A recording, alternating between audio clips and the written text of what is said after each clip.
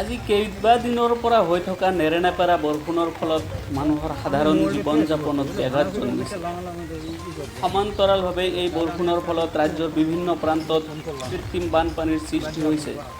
যদিও নৈপৰীয়া অঞ্চলত নৈৰ বাঢ়নী পানীয়ে অঞ্চলবাসীৰ মাজত হাহাকাৰ পৰিৱেশৰ সৃষ্টি কৰিছে।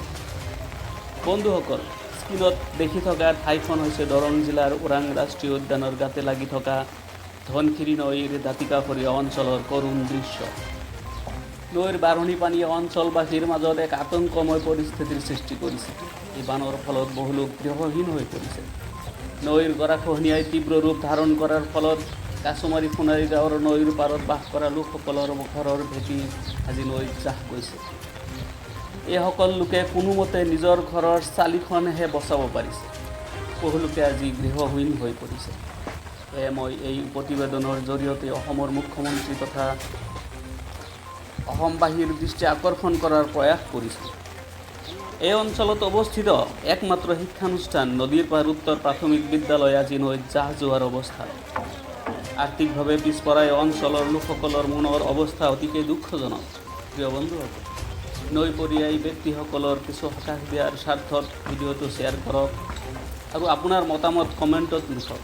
এটা লাইক দি সঁহাৰি জনাব। ধন্যবাদ।